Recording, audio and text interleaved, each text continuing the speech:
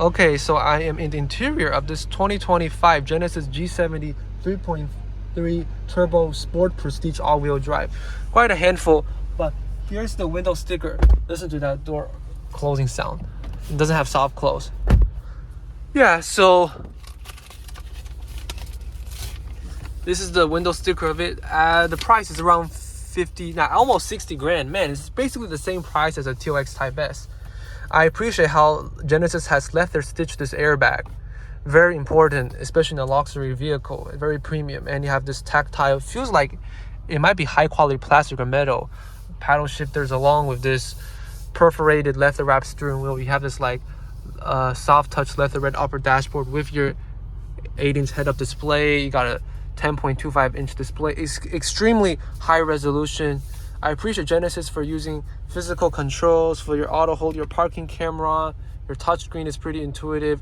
This doesn't have the Apple CarPlay. I think it requires a software update. One thing I like about Genesis is that they have also the sounds of nature, which is very interesting. Go to media, sounds of nature. The volume knob is located right over here.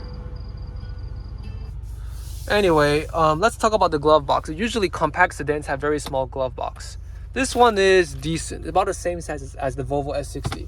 Another reason why I love the Genesis G70 is because of these very comfortable leather wrapped seats that are heated, ventilated, and they have this like Italian like red contrast stitching. If I cover this Genesis logo, you will think this is an Alfa Romeo.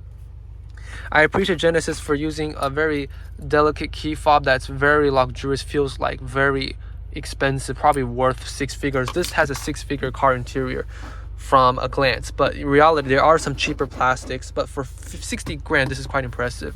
USB A port, which is important, and you also have a USB-C, and at least you have some storage here. It's not the deepest storage, but remember, this is a compact entry-level sedan competing against the BMW 3 Series and the Mercedes C-Class. Let's check out the exterior. Physical controls, amazing quilting leather. Before I show you that, the seats also adjust in 16 ways. So you can adjust the cushion extension, the seat bolster, go forward, backward, and this is also manually adjustable. 2-person memory setting. So this is what the rear end of the vehicle looks like. They refreshed the vehicle for the 2022 model year with the divorce split LED tail lights, and they also, it used to be a singular piece. I prefer the pre-refresh design. And the trunk capacity is about 12 cubic feet, which is actually one of the smaller trunks in its class. Actually, the Lexus IS also has the same trunk size as this vehicle.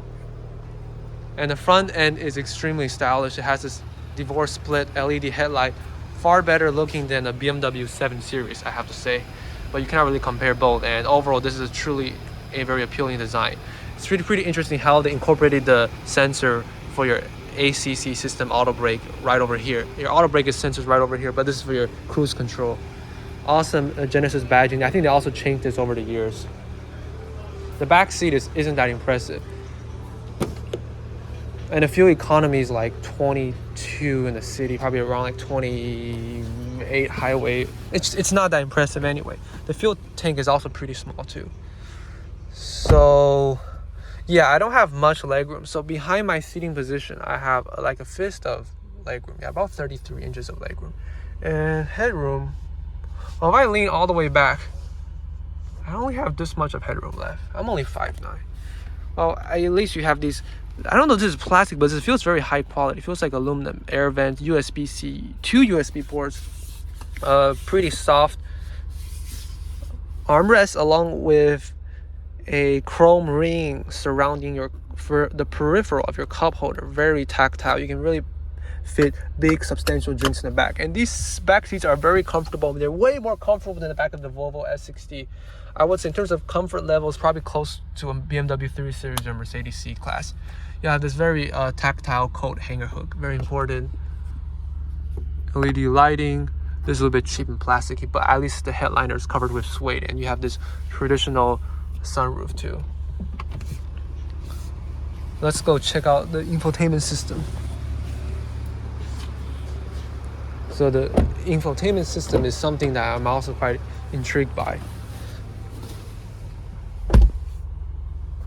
because it's a touchscreen, but at a first glance, this looks like it's your touch control, but no, this controls your drive mode selector. You have Eco, Comfort, Sport, Sport Plus, or Custom.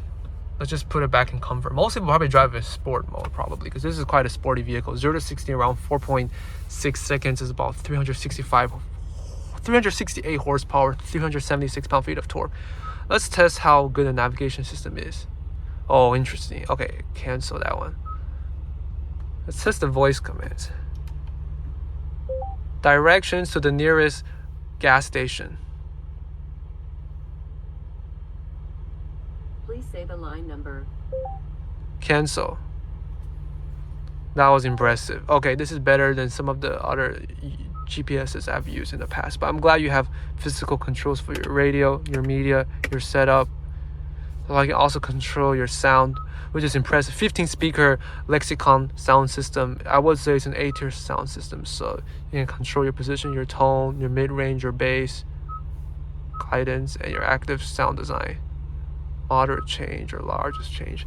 Anyway, thanks for watching.